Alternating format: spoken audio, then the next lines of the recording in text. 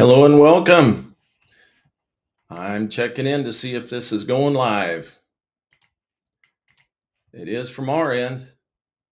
So I am very excited for this. This is the first live podcast for our Tech Rescue Lifelines, and we're real excited to be able to put this thing together.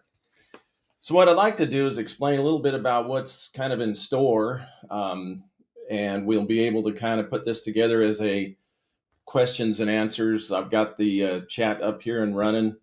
And so we've got different people that are kind of signed in, be able to ask questions as we go and be able to just kind of run through some thoughts that they have. Also gives me a chance just to kind of explain a few thoughts, ideas, philosophies about how Tech Rescue Lifelines works as a podcast, as well as our sponsor, Technical Rescue Systems. Imagine that.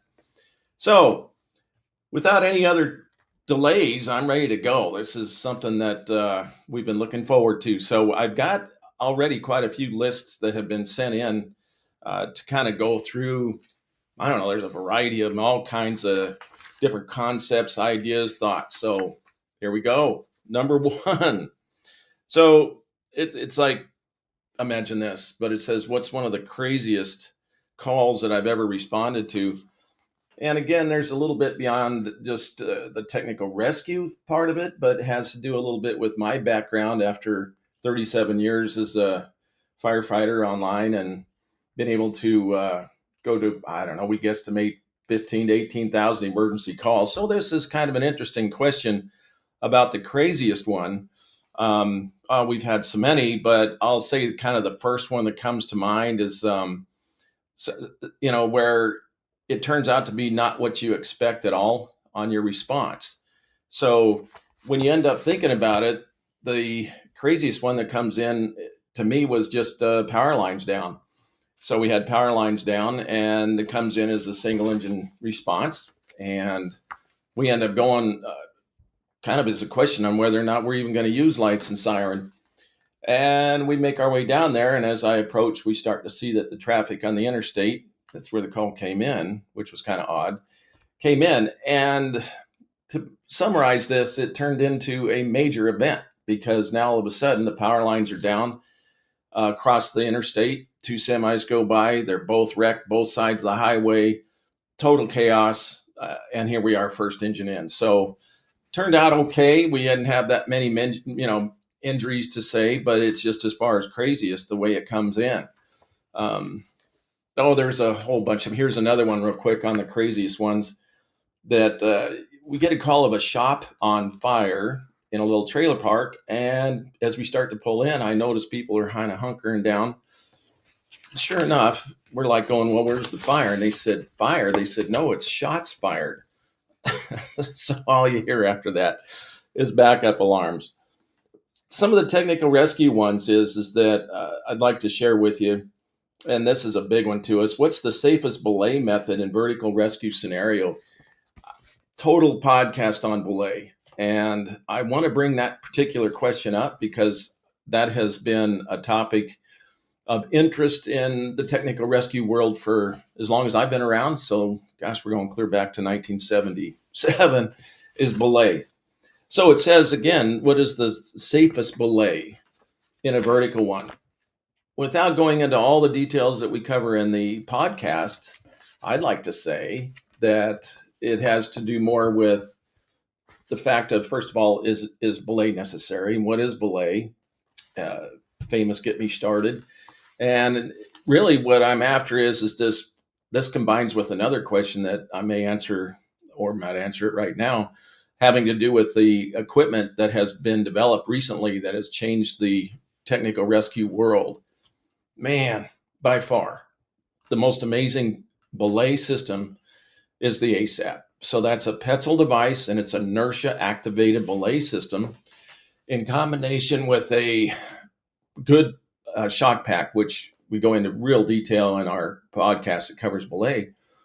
However, as far as the equipment that's developed over the years to have made the biggest difference in technical rescue, big time, is this crazy ASAP. Inertia activated belay system is what the formal term is. ASAP's a trade name from Petzl. But with the right shock pack, which is now ANSI approved for 2 people, uh, once again, get into it in detail in other podcasts. However, this has been revolutionary. So there's that. Now, I'd like to add one more, and I will say it's the clutch. In combination with the rigging plate, with a couple of carabiners, with this clutch as your friction device, your hand, what's called a cam activated control descent device, and this ASAP for belay, dialed it in. That is absolutely the most revolutionary system as far as being able to combine that into just about every rope rescue, technical rescue there is.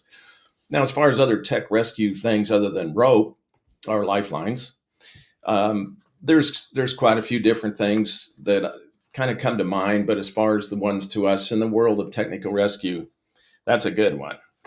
Oh, here's one on tower rescue. So what's going on with that is that it says, what is the most common mistake tower climbers make? I think probably the biggest mistake, as in a lot of things, and again, now we're talking industry compared to the rescue world, but I would say straight out of the gate that the concepts in their mind is, this will never happen to me. I don't need to worry about rescue. Probably another big concern is that 911 is their rescue plan. That is a big mistake, and it's not something that's even allowed in the standards. Once again, I've got podcasts explaining all of that, especially specifically tower communication, tower climbing, safety, and rescue. So let's look at that in 2 ways. One is the tower climber in the industry that's climbing the towers. That's their job.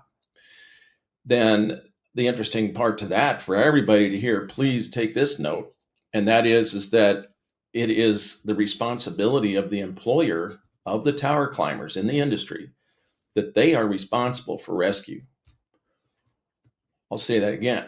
Seriously, the communication tower climbing industry is required to have a rescue plan that does not involve 911. Now, let me clarify. We want you to call 911. That's not saying not to call.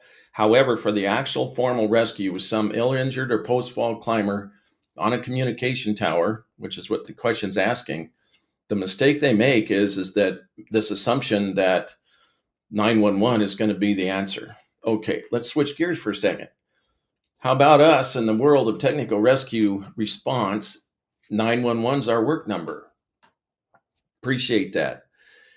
I was also the chairman that was running the committee at NFPA 1670 when we introduced tower rescue as a actual discipline of the technical rescue titles, the actual titles. So with that in mind, we have to realize that the community emergency response system, the 911, typically is not trained to handle an emergency on a communication tower.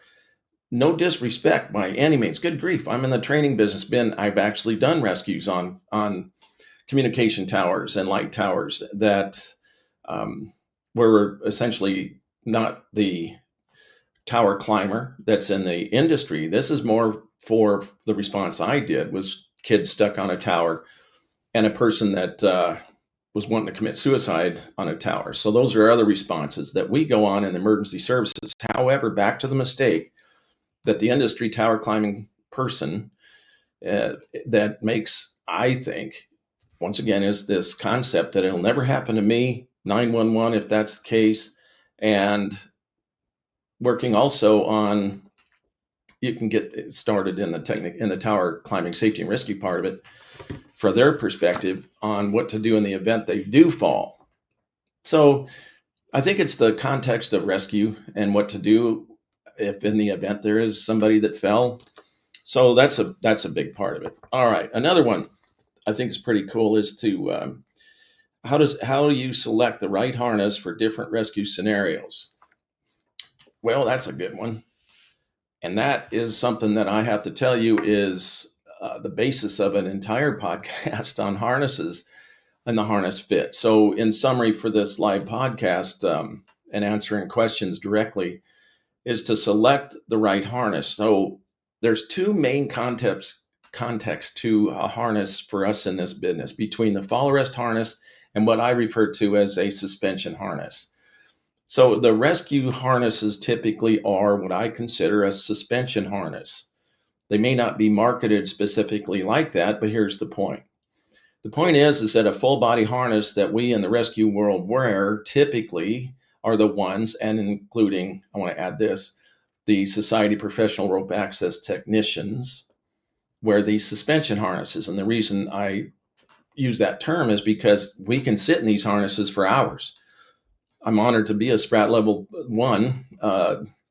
And with that said, the training and the work that is done, we spent hours and hours in these harnesses. And I've done rope access actual jobs and contracts that will require us to sit in a harness for a long time. Back to the rescue harness.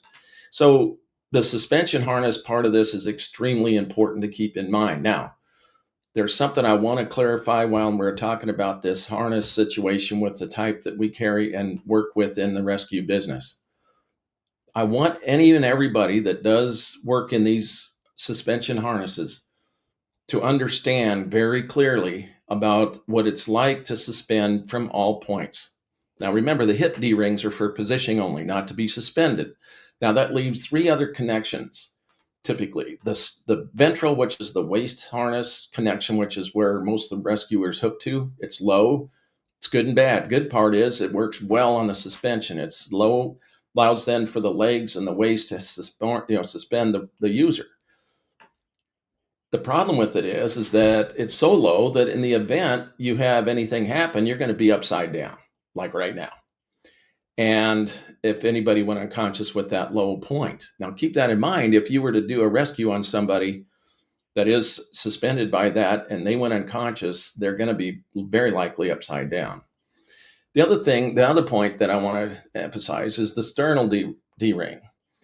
Now, the sternal D-ring has a lot of applications. And in the rescue business, I like it a lot, but there is one drawback, and that can get with the rig where you have your chest harness hooked to your chest, your sternal D-ring. That raises that attachment point quite a bit to where your friction device, the ASAP, your belay system, all of that through the rigging plate, which is what I recommend, is high. And in some cases, we had this happen in a class just last week where the person's smaller and she could not reach the handle. So then we had to attach down lower. Keep some of these things in mind. The sternal D-ring for the fall arrest world is designed pretty much specifically for ladder climbing safety systems. In the event a climber goes unconscious with that, they'd still stay upright. Nailed it. So the answer to that question is that we typically use a suspension harness. But wait, there's more. That's the back dorsal D-ring with a suspension harness. I went through extensive, I can say, training, and also train this way is to make absolutely certain, and I hope everybody hears this, of all the questions asked, this one's one of the more important out there, and that is, do you suspend and have you suspended from the back dorsal D-ring as a rescuer in a suspension harness? And I mean that sincerely, and the reason I say it so loud and clear is because so often that back dorsal D-ring is where we typically hook a belay line. Please keep in mind that if you ever hook to that back dorsal D-ring and you end up getting where you need to be rescued, or you fell in the fall arrest system, or that's your belay line, man, I have a lot of concern, fist pounding, soapbox. I mean, anybody that knows me knows that this is one of my biggest, I don't know if you call it pet peeve, but concerns really, is to be hooked to this back dorsal D-ring. Let's talk about this real quick. And that is that if you're doing a rescue and you've got that back dorsal D-ring connected to your belay line, and a whole podcast on mainline failures, how it's so hard to not even go into it, but I'm going to restrain me for back to this question in saying that in the event of this unlikely mainline failure and you're hooked to the back dorsal D-ring, worst yet is if the victim that you're doing a pickoff on is hooked to your front. You're now suspended through this system and your harness, and to get out of it is near impossible. So stand by. We do a lot of training on this. So If you'd like to learn more, get in touch with us, man. We'd love to hear from you. All right, here's a couple of them for you. Here's another one. So, are national standards always practical in real world rescues? I think Brandon sent that in. This is a good one. This is a good one. Are national standards always practical in real world rescues?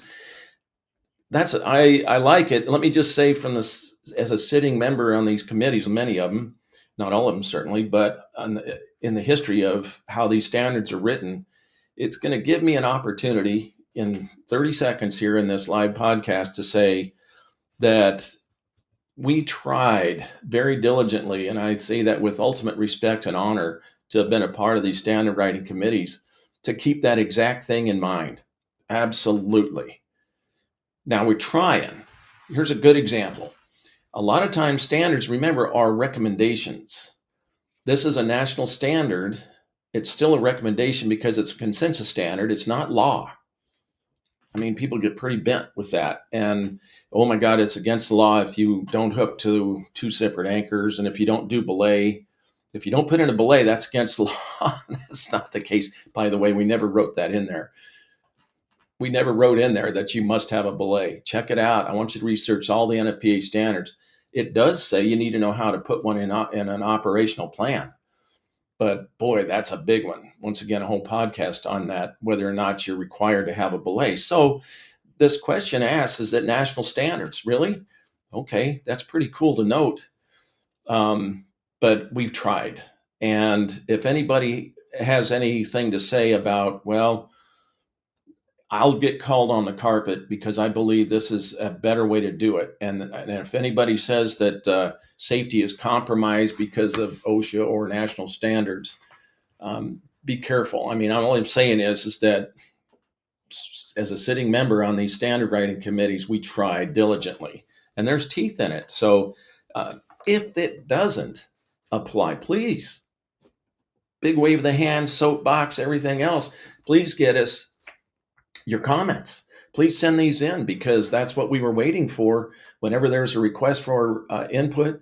Also, just know the people that are on the committees, look it up and contact them because we're more than excited to hear about the comments if a national standard doesn't work in real world. So that's a great question. So Brandon, I thank you for that one. Oh, here's one that's kind of fun. So have you ever... So what is the weirdest animal that you've ever had to rescue? That's kind of fun. Well, Clyde comes to mind first.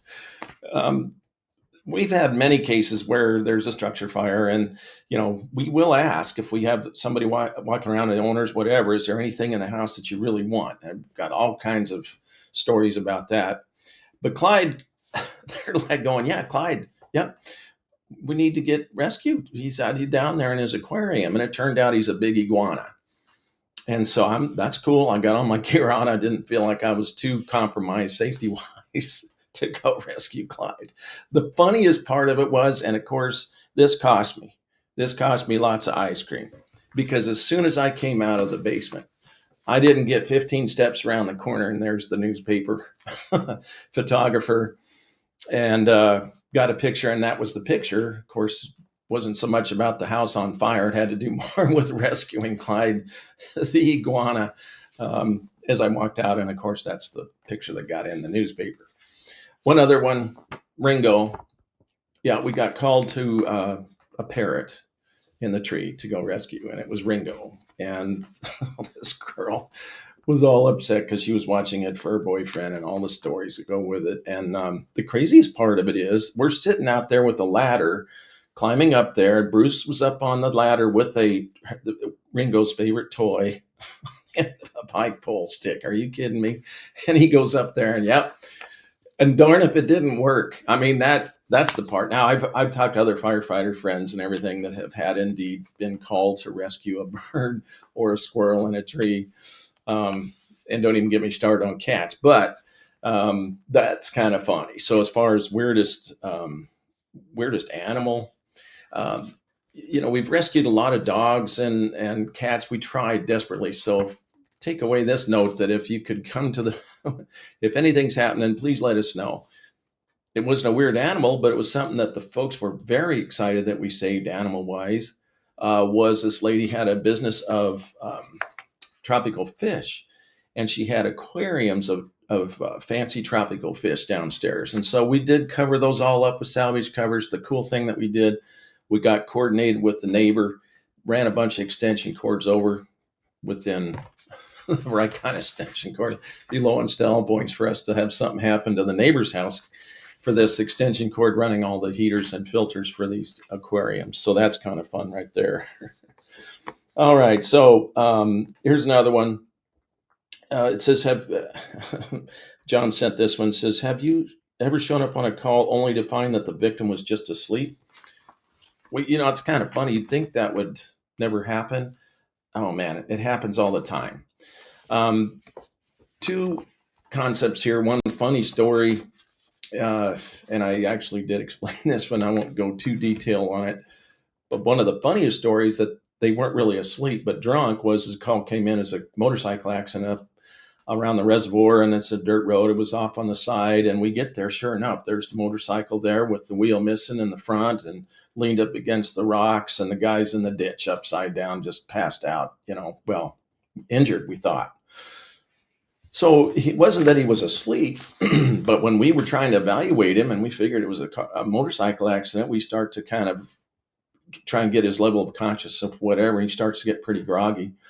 About the time that he's starting to come around, we get him sitting up on the edge of the cot, and here comes a truck by us. And sure enough, this guy's yelling at us, "What are you doing? What are you doing?" We're like, "We're on the scene of a motorcycle accident."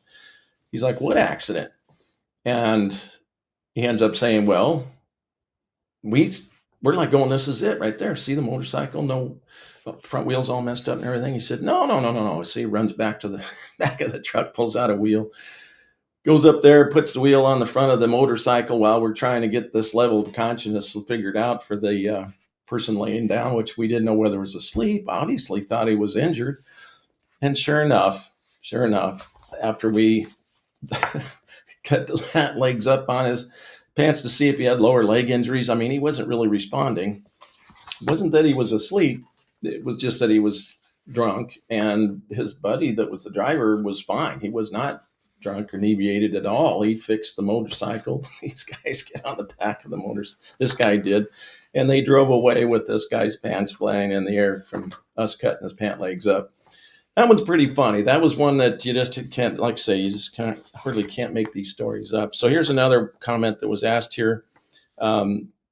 So if you, this is kind of fun. If you had a theme song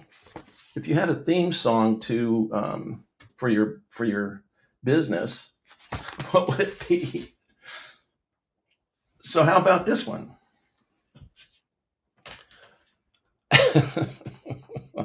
I like that. I think that's coming across. That's pretty fun.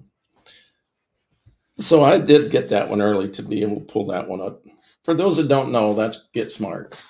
The theme song. So I figured, well, by golly, we're rescue technicians. We got to get smart. So there you go. That's kind of fun. All right. So here's another question that came up. How often should teams train to stay truly mission ready? Brady said that. Oh man, that's a good one. How often should teams train to stay truly mission ready? Well, let me explain something on that, on the national standards, because we had this comment, thought, and idea throughout it was in our heads, it was in the scope of our standards, as well as for those of us in the technical rescue world to say, hey, this is pretty interesting. We need to understand that this is a perishable skill. Well, with that said, the industry, so OSHA and the other industry standards that work in, for example, tower climbing safety and rescue in the industry is every 2 years. They have to do a recertification with one big deal, and that is that at least annually you must do the simulated rescue of an ill or injured climber. Okay. It's a perishable skill. And so what do we think? How can we do it? Well, there's, I believe now, 18 disciplines in the standards for technical rescue, anywhere from building collapse, dive rescue, trench rescue, confined space, rope, tower, now the whole thing, large animal rescue. And it was on our minds. And boy, the training industry, the training chiefs, the training divisions are like going, oh, you guys are seriously? So now you're making this annually? And we thought about it. So, but yeah, as far as the formalities of it, as far as the how to be mission ready, oh man, I'm totally into technical rescue, as you can only imagine. As a captain on the fire department, I wasn't just responsible for that. I was responsible for all the other training needs that we had to do, anywhere from EMS to CPR to engineer to hazmat to, oh my gosh, it just goes on and on and on, right? Well, wildland firefighting. I'll never forget one of the guys that's totally into wildland, like I'm totally into technical rescue. And I told Jeff, I said, dude, I'm not in, don't ask me to be a lookout. I know I'm a captain, but don't let me ask me to be in a position as a safety position or lookout for wildland. I said, I really don't know it that much. I get through the training, I do what I'm supposed to, but as a leader and somebody that understands the responsibility of that position, I said, I ask that you find somebody else. And he was really upset. And I understand. I understand because there's guys that are into that, guys that are into swift water, guys that are into hazmat. Highly recommend that. I was. Now I'm a has been. And it turns out that we end up having this interest of how often should we train? And, you know, I I just felt like technical rescue I couldn't get enough of. Well, I'm going to say this little story. And as a young officer and totally into this stuff, and I was on the truck on the aerial support vehicle. I mean, that was responsible for technical rescue.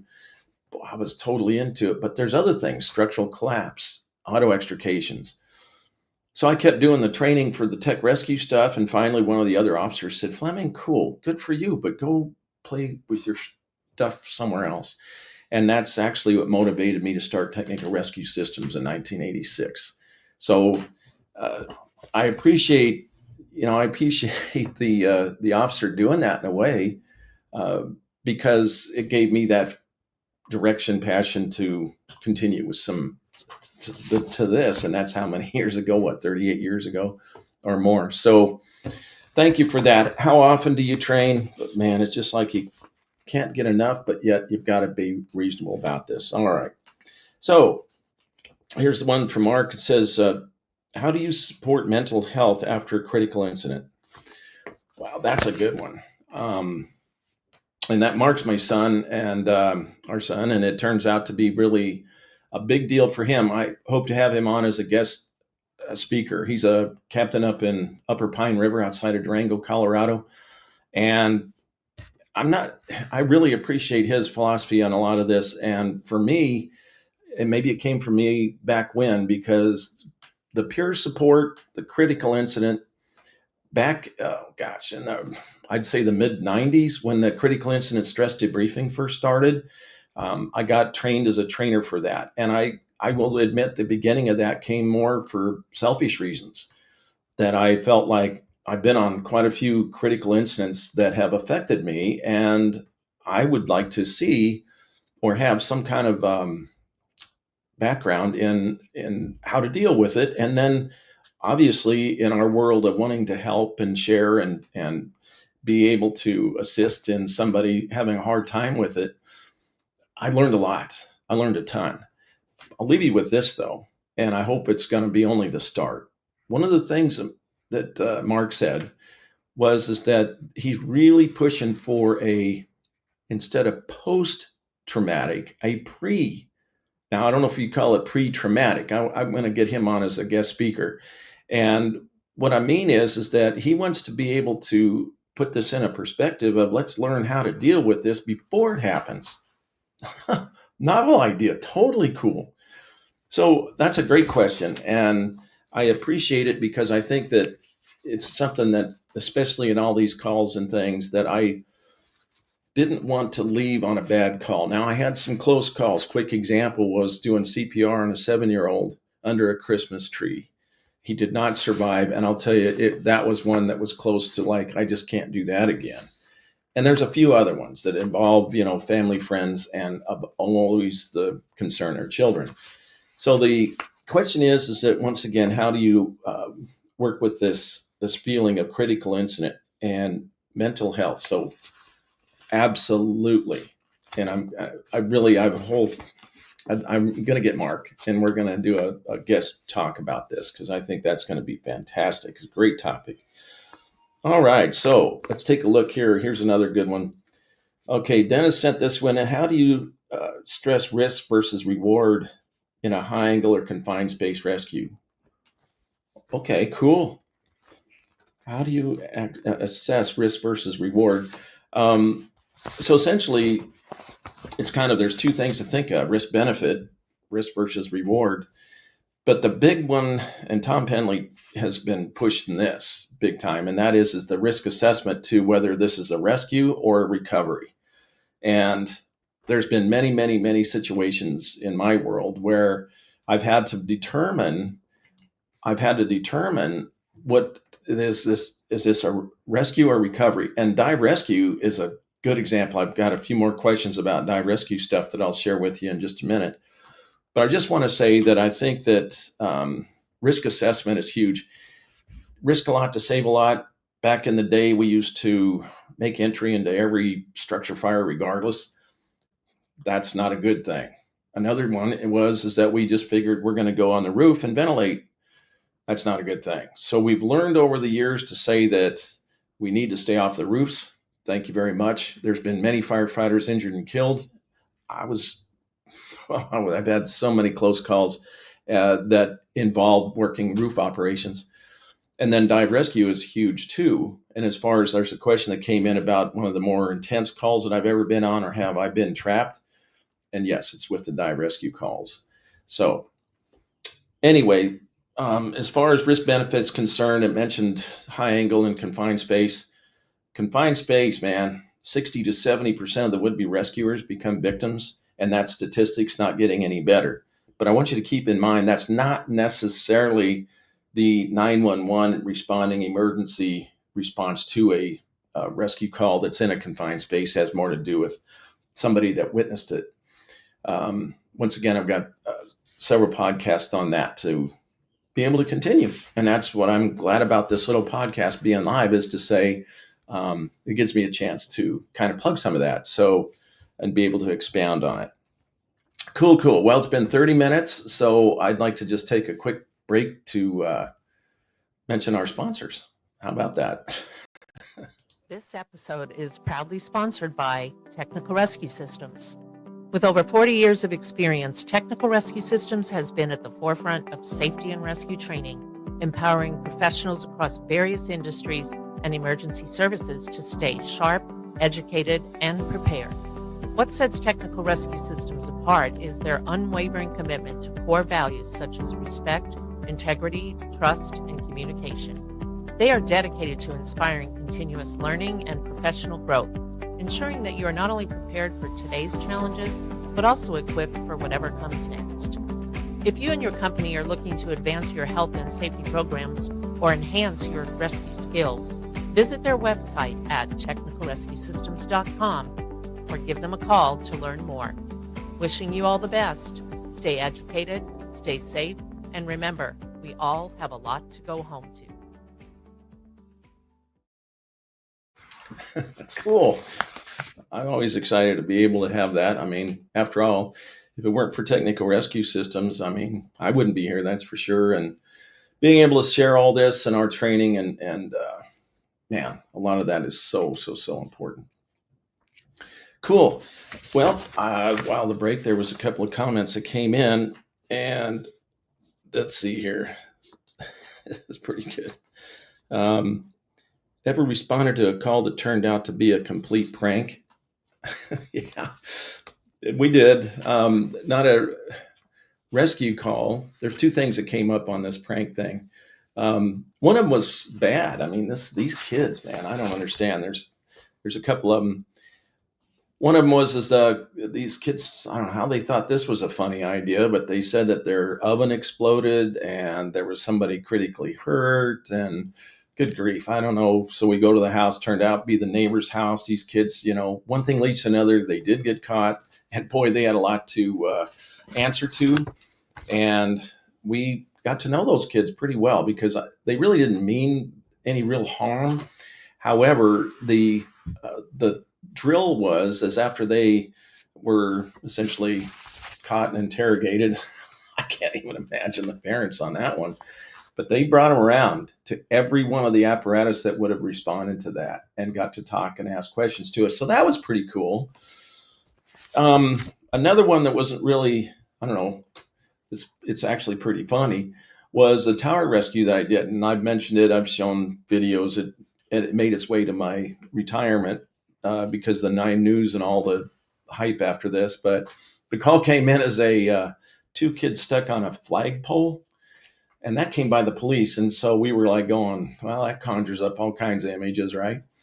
Anyway, as it turns out, these two kids, I won't go into the whole technical part of what it took to make the rescue, but these two little farts, they were probably about 12 and 14, something like that. And this was a 130-foot light tower that now has cell panels on it and stuff at the high school stadium. And this thing's 130 feet. It really didn't look that tall. But the prank part of it was actually is pretty funny. These two kids took a pair of coveralls and filled them full of straw. This thing, and they climbed this.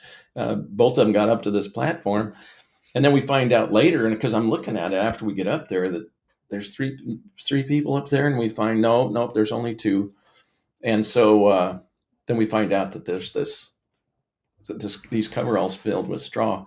So the peanut gallery, the funny part of it is this the peanut gallery, which was the firefighters down below. We had the little Maxon headsets just to try and be able to have quick communication between the two of us. This was many years ago. Those guys down there, as we rescued the two kids, now everything's fine. So then they get on the radio and they go, Fleming, take that dummy, throw it and yell. And of course, by this time, there's a whole bunch of people around, much less Channel 9 News. The parents, including the battalion chief and division chief, had showed up because of the notoriety to this crazy rescue. And I told those guys, I said there'd be 2 job openings, mine, certainly, and probably the battalion chief or the operations chief, because I swear he would have had a heart attack if that would have happened. I would drop this thing. I did lower it fast. I didn't yell. But those are some pranks, I guess you'd say, as far as the calls came in, something like that. So here's one that's actually pretty intense that John sent that says, have you ever gotten stuck during a rescue? Well, I'm going to share with you 2 situations that happened to me. One of them was absolutely one of the more mental learning experiences I've ever had. And stuck, oh boy. I'm going to mention a few things about dive rescue and being involved with dive rescue calls for 11 years. I was on the team for 11 years. And people have asked me, there's another question that somebody had asked about, have I ever come close to essentially dying in a situation? And now I'm nervous because I can think of quite a few. And here, as I mentioned, our son Mark is a firefighter in around Durango, Upper Pine River fire. And so, as it turns out, this situation on the dive rescue team. So the call came in as a auto accident with the vehicle in the water at the reservoir, about 3:00 in the morning. The thing about it that was, and I won't go into many details, but I'll tell you what though. This one was one, again, as you're responding to these dive rescue calls, there for a while, man, we were just like it felt like it should be called the dive recovery team because we were just not getting there was just always a recovery. This one wasn't that far away from my house. I had all my gear ready. I had the Jeep lined up, man. It was like backed in. Everything was just ready to go. And as we may know, I'm sure we all do in this world now, that this cold water near drowning concept, as far as giving you the golden hour. And so I'm thinking about this as well, going, maybe this is it. Maybe this is the rescue. got to be careful because my mindset was that, remember I just mentioned about risk benefit. Well, oh man, I was just so many thoughts in my head. I'm thinking, wonder what it felt like for this person to be in this vehicle as it rolls down the side of this embankment. And so the other part of it, is sad as it is to contact the parents and talk to them and loved ones and say they didn't survive the accident. We were so ready. As it turns out, Damon and I got on the scene right away, and they had a boat waiting for us at the boat ramp. I mean, this was very good last scene point, like the rear view mirror, the spare tire, the windshield, because it was a international Scout, and it rolled down and pieces everywhere. So we knew it perfect, good last scene point, obviously. So they brought us around, and Damon and I, here's something for you to think about. We normally would have some kind of control lines where it would be from either the boat based or the shore based to where we would have some kind of a communication line for us. Not necessarily control line, but zero visibility. Everybody's got to know this is up in northern Colorado, and the time of year was kind of springtime, so the water was still pretty cold, especially down at that depth. And we made a decision. Man, everybody's got to hear this. Damon and I made a decision because we were, once again, good response time, the whole thing, and thought we got this. And we made a decision because the last scene point and a potential rescue to go down without any kind of communication lines. Now, again, zero visibility. So they could have been from me to the camera, the microphone, I couldn't see. So we go down. In my mind, I'm just thinking about this kid, and because I hear now that the one driver, she was okay. She was thrown from the vehicle. She did have injuries, but certainly not life-threatening. And so she was screaming and yelling. Some other folks that were camping saw it happen. All this tension, all this thought in my head that we've really got a chance for this risk benefit. So there's risk a lot to save a lot. I ran right into the vehicle. I mean, it was probably a good 50, 60 feet underwater, and feeling around this Jeep. Well, it's actually this little International Scout. Went around through, and it was listing on its side. So it was sideways to some degree. And I remember reaching into the driver's side, and she said that she remembered seeing him sitting there next to her in a seatbelt. So I'm thinking, okay, I'm going to be able to get my hand in there, start to check things out. I did something kind of weird. I took the knob off of the shifter. I don't know. I thought maybe that would just show that I actually had something in my hand that recognized that we found the right vehicle. I don't know. You never know.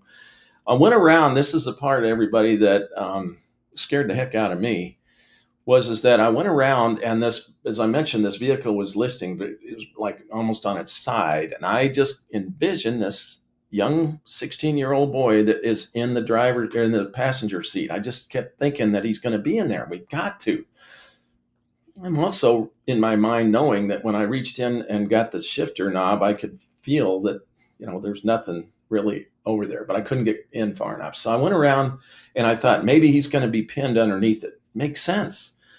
Well, here's the scary part. I went and pushed it.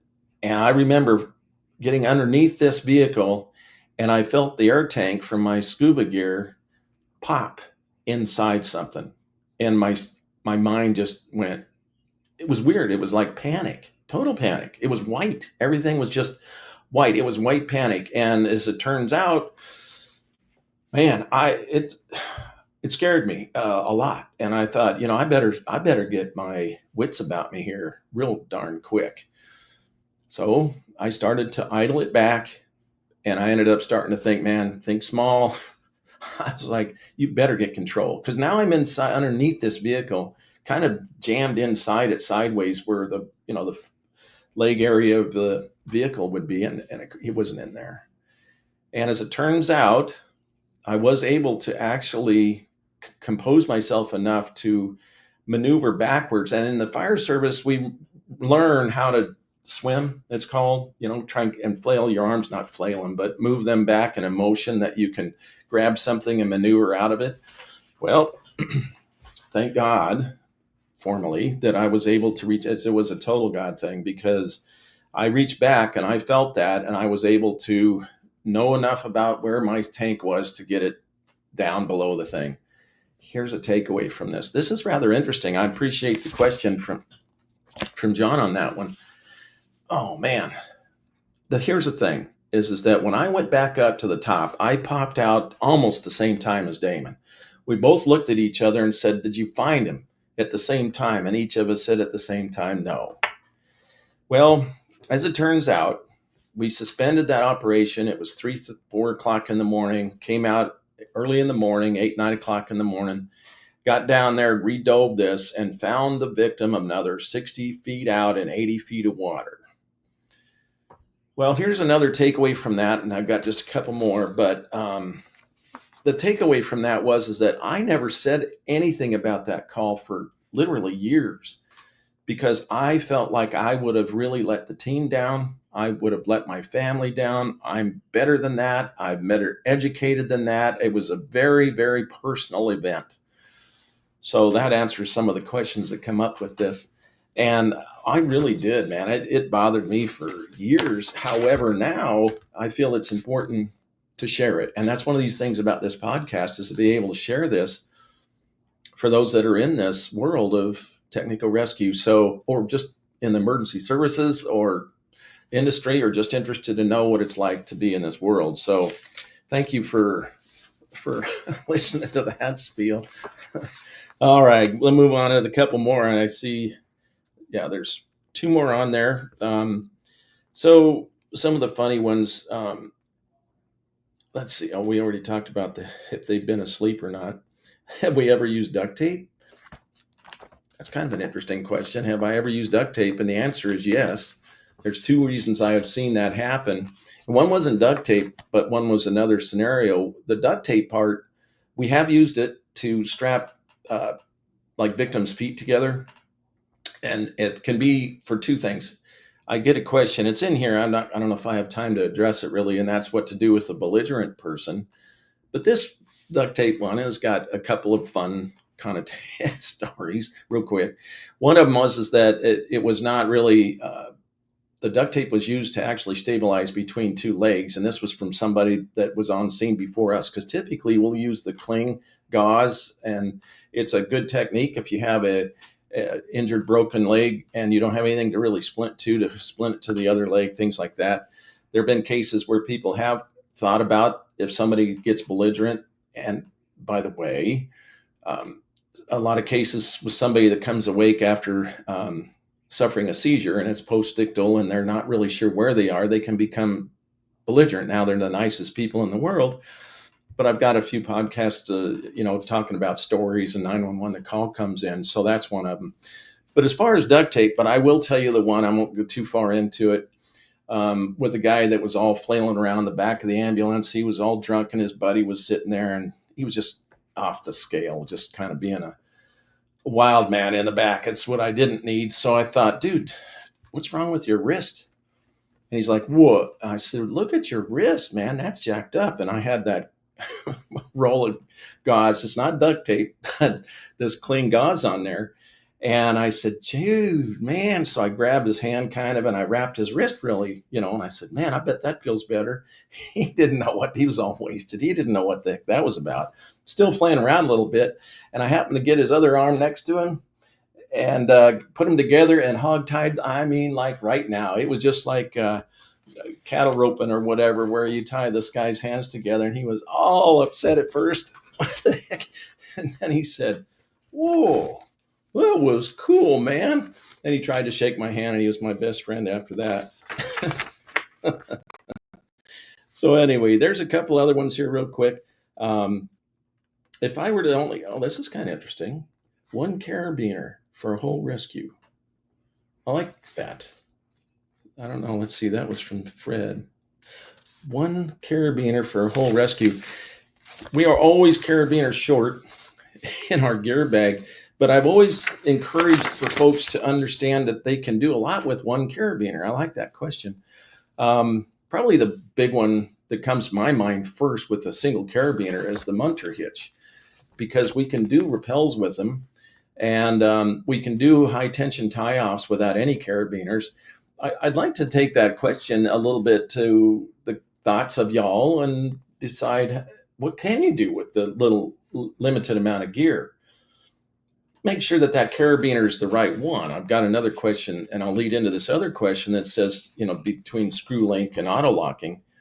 But back to a single carabiner, that's something that we used to do back in the day a lot, where we would literally use one carabiner for, once again, the munter hitch, which is a pretty big deal. However, make certain, though, if you use the carabiner wrap, you'll grab the bottom side and wrap the line around 3 times into that carabiner. Hopefully it's a big enough one to be able to rappel with it. If indeed you do that, remember there's 2 big things. One is that you need to make sure to catch the right one where you grab it from the top and wrap it. If you grabbed it from the bottom and wrapped it, that's going to capsize and can literally unclip right out of the device, the carabiner. Make sure it's correct. The other part to it is that I think, as far as the munter hitch, the problem with either one of those friction devices to be able to rappel with is the twisting. It twists that line really a lot, and if you've got any distance, this creates a lot of friction. That's good, but the bad part is that it can twist or hackle the rope real bad. So you end up being hung up off of the ground typically with that. But I did notice one more carabiner question, and that is the difference between what are my thoughts on the screw link carabiners compared to the auto locking. That's a good one, indeed, and covered in some other podcasts. But in a nutshell, holy moly, I've been trying to get rid of the screw link carabiners. For the firefighters out there that are stuck on that, well, there's so many reasons. There's so many reasons why the screw links have been given as fits for all these years. There's documentation of screw links that literally with vibration go up and down, and they literally come on, disconnected or unlocked. And as we know, the locking mechanisms in the carabiners make a significant difference in the strengths. In other words, if it's locked or not locked. I started back when there wasn't much on screw link locking or anything. What we did was oppose carabiners so that, and that makes sense. Problem with it is it takes 2, and when you're in the mountain climbing, rock climbing world, that's, you don't want to give up any extra carabiners. There's no such thing of an extra one. So back to that, I have to laugh sometimes almost because I've had people in rescue teams that have a mix of screw link and auto locking carabiners. Okay. And believe it or not, they said that any life safety, I'm not going, which is our world, will be the auto locking carabiners. And I'm like, well, how about that's just about everything, right? I can't hardly think of much any other place to have it. I do want to have a huge concept thought here on auto locking carabiners that I want everybody to hear loud and clear. This is a big deal. And it's between a 2-action and a 3-action locking carabiner. A 2-action, you just turn it and it can unlock and open. That's dangerous in a position of anchor. So in other words, if you've used that 2-action steel aluminum carabiner, if it's 2-action and you have that up against, like, say, an edge or the ground or something in the point where that can roll, it just takes essentially literally a half an inch or 1 inch of rolling and having that gate roll with that. It can literally unlock. And I've seen it happen. I've got pictures, videos, circles, arrows, paragraphs that all talk about how this 2-action carabiner can end up being trouble. So the 3-action, sometimes referred to as cuspiners, because some pull down, turn it open, some push up, turn it open. Almost all the Petzl ones are push up, turn it open. I talked to Rock Thompson, not even a month ago, and he had talked about the design, and he was one of the first to have the pull down, turn and open. Thought it was more, and I think it is, user friendly, kind of intuitive compared to trying to push it up. Also, when you get the ones that are real wide, bigger ones for your hands, it's hard to disconnect and connect. All right, cool. There's just enough time for just a couple more. So, training standards. This is a good one. What's the biggest myth about technical rescue standards? Oh, there's two big myths. Number one myth that has just driven me crazy from the clear back in the beginning of all the NFPA standards is this 15-to-1 safety factor. That has been such an interesting topic, and I'm going to clarify a couple of things right now. One of them is that was never the case. The only reason there was a 15-to-1 even thought of was because back in 1983, when we found out that the new nylon lifeline construction can handle all the way up with a half-inch line, 12.5 millimeter, to the 9,000 pounds.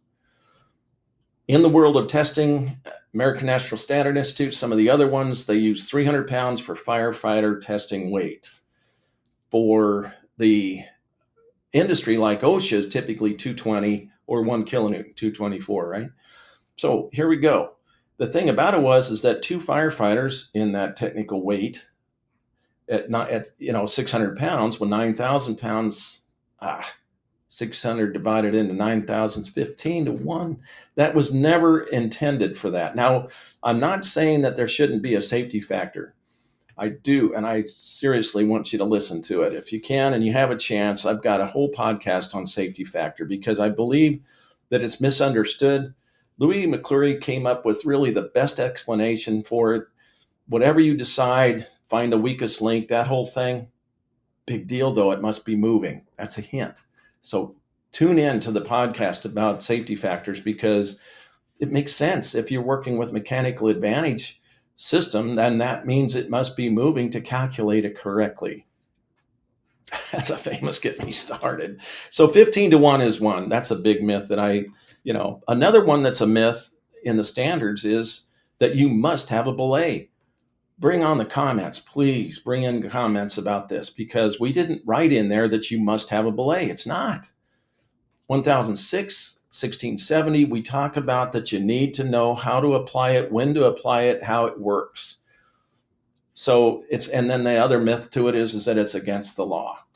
Well, I have 5 different podcasts on standards, but 3 of them specifically to NFPA, 1983, 1670, and 1006. Then I go into the OSHA standard, 1926-502, which is fall protection. And then we also go into some ASTM stuff, or the ANSI standards, the 359 and the 459, stuff like that. So anyway, those are a couple of crazy standards, some of the thoughts, and I appreciate that as far as, what ones are full of myths, but that podcast goes into it. Those are done. They'll be in the library here very shortly, so keep an eye out for those. All right, so one more. Let's see. I really like that one, the biggest myth in technical rescue. I want to find one of the funny ones because we got all kinds of stuff. Oh, well, this one's, let me find it. That's the fun part of this live podcast thing. All right. Have you ever shown up to a call and find we did that one. Find that they're just asleep. Here's a good one. Which rescue movie is the most unrealistic and which one is spot on? There's so many that are unrealistic, but I got to admit the one I used in training to show how bad some of this stuff is Cliffhanger. Got to admit. And I talked to Steve Hudson about that later, and I guess there was some of these movies had contacted, professionals in the business for the movies to try and be technically correct. And so what I got out of that one, I've got 2 of these, and we'll finish up with this. But they contacted Steve, as I understand it. This was obviously a gazillion years ago. And the frustrating part of it is that he had all the gear and things lined up, but that wasn't dramatic enough. And so to sit there and show him on this line that goes across over this giant mountain range and, gazillion feet down, and then all of a sudden just the weight of one person and the carabiner starts to open up and, oh my gosh, and Sylvester is hanging on and all that kind of stuff. I think it's pretty interesting. So that's one that I write up as probably one of the biggest myths back in the day. Oh, and there's so many of them that are so wrong. Which one's spot on? Now, this one's fun, and I got this question. I got this one earlier. And it says, so what do you think the movie as far as what's kind of spot on? And the one that came to mind that I thought was pretty darn whiz bang was Clint Eastwood. Pretty sure that's who it was that did the Eiger Sanction. Remember that movie? The Eiger Sanction, way up on that that little castle, whatever it was, up on that giant cliff, and there was a rope down there. And he used his shoelaces. He uses his shoelaces to work his little pressings. That was pretty darn slick, and was able to work his way up. All right. Well, here we are. So the next one is that what is the plan for technical rescue systems and what's coming up with Tech Rescue Lifelines? Stay tuned. We've got a lot of stuff going on. We're going to do some more of these live ones. I love this. I think this format's great. It's a lot of fun. But I do think that we're going to end up having probably 30 different topics. I've already got 7 or 8 podcasts all ready to send out. So watch what's up. Keep in touch. Send us comments. Share these with your friends and coworkers, things like that. And I really do like the comments and of course, obviously in this world, likes and subscribe. Well, as we always say in this is that please, all the best. Please be safe. We all have a lot to go home to. Thank you so much for everything, and we'll see you on the next one. That's a wrap for this episode, and thank you for listening to Tech Rescue Lifelines. We hope this episode has helped you stay informed and inspired in the world of technical rescue. Don't forget to like and subscribe for more insights, training tips, stories to keep us all safe and ready. Until next time, stay safe, stay prepared, and always be ready for the next challenge.